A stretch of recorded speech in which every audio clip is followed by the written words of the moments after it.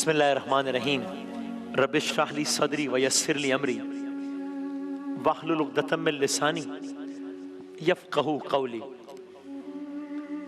नाज़रीन कराम, यकम रमज़ान से जो दास्तानों के सिलसिले का आगाज़ हुआ था, अब हमें उस सिलसिले को इख्तिताम की तरफ लेके जाना है, वाइंड अप कर रहे हैं अब।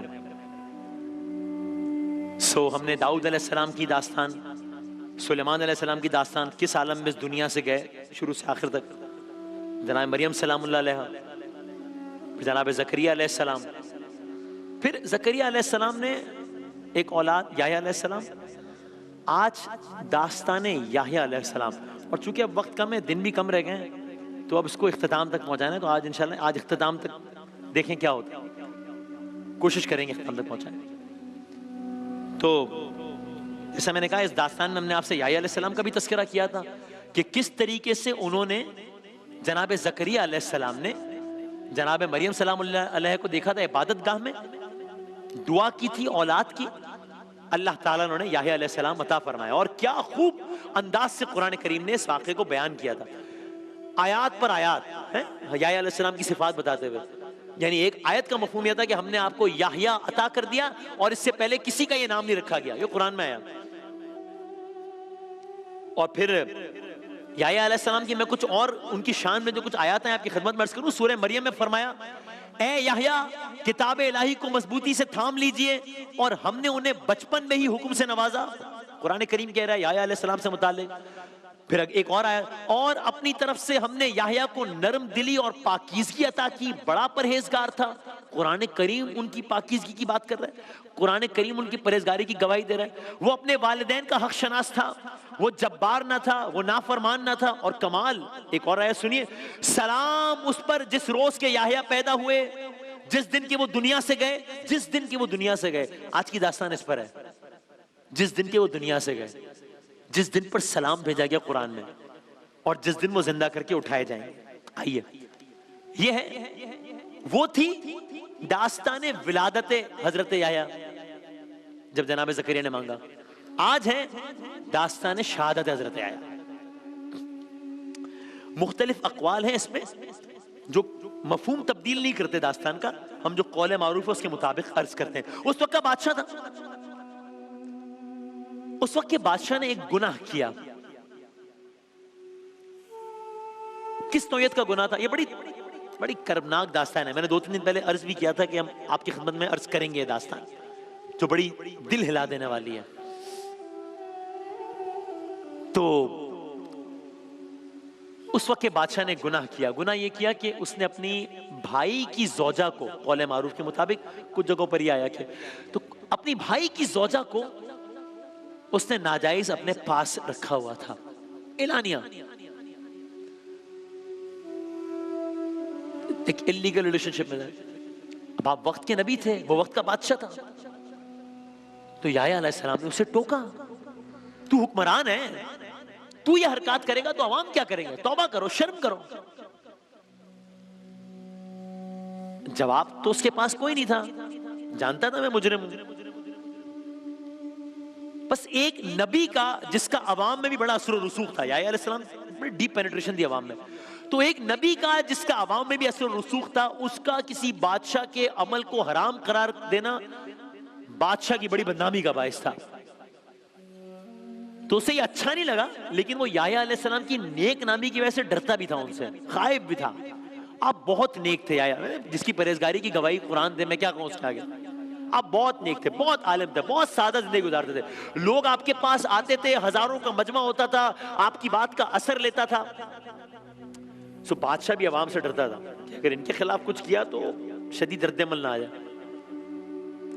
मगर वो जो औरत थी बादशाह के साथ, जिसके साथ वो रिलेशनशिप में था, वो मुसलसल बादशाह को आपके खिलाफ भड़काती थी। यहां तक कि वो औरत ये इंदिया भी देती थी कि अगर मुझसे ताल्लुक बरकरार रखना है तो याह्या के होते हुए तो ये मुमकिन नहीं है। तो इस काम का पहला असर यह हुआ कि बादशाह ने एक इल्जाम, शाही मामलात में मुदाखलत का या किसी भी इल्जाम में याह्या अलैहिस्सलाम को कैद करवा दिया। पहला काम यह किया।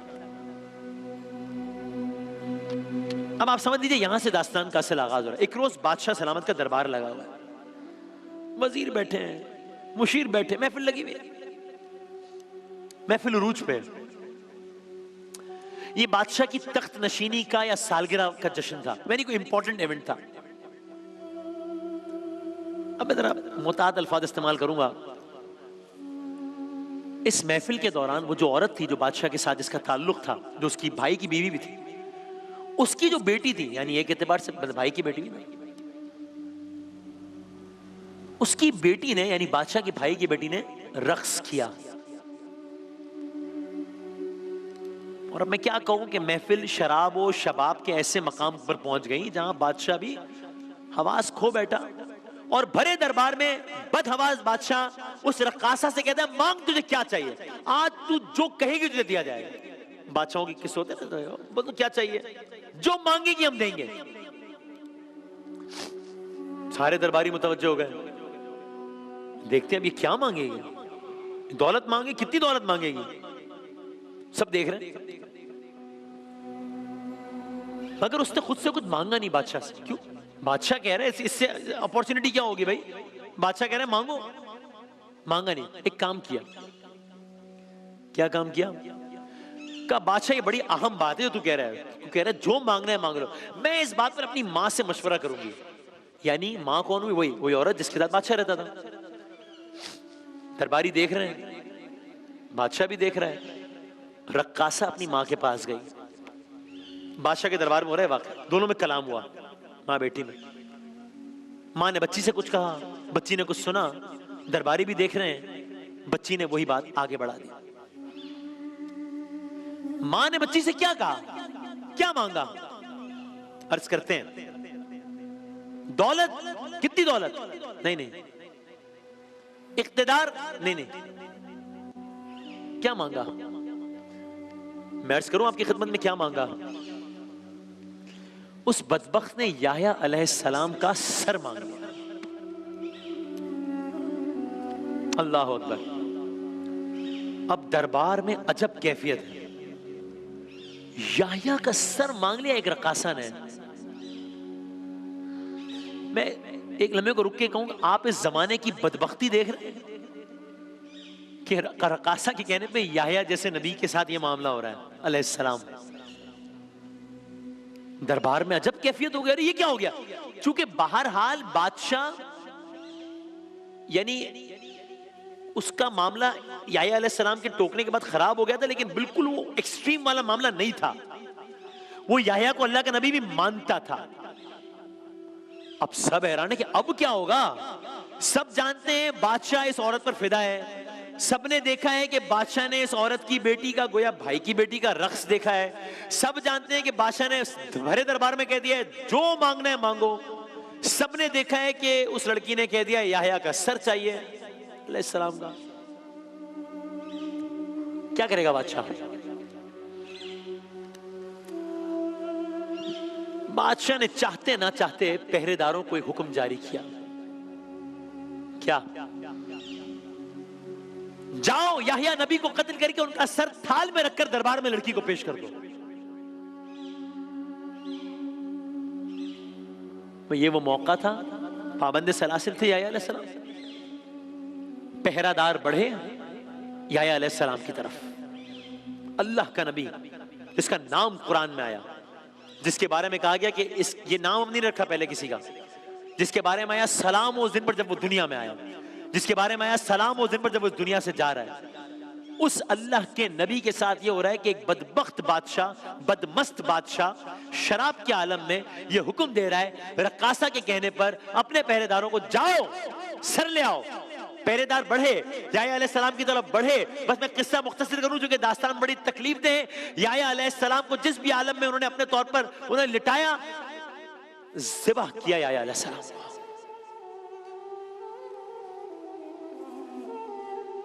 अल्लाह के नबी का थाल में सर रखा गया और तश्त में सर रखकर दरबार में रक्कासा को पेश कर दिया गया, ये लो तुम्हारा तोहफा।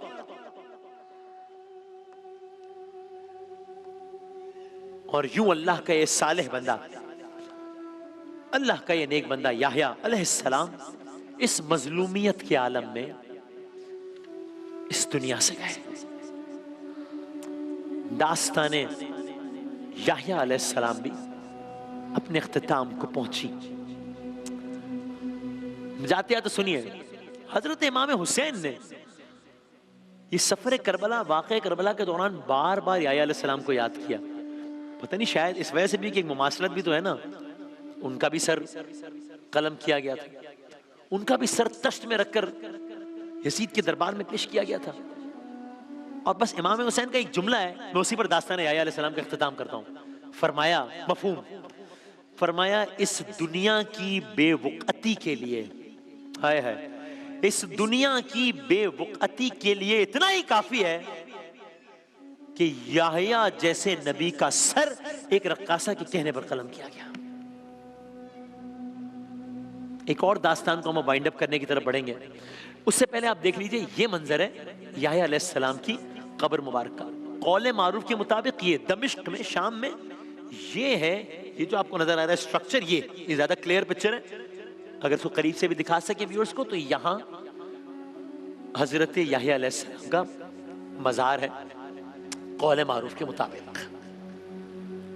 दास्तान याह्या अलैहिस्सलाम अपने इख्तिताम को पहुंची।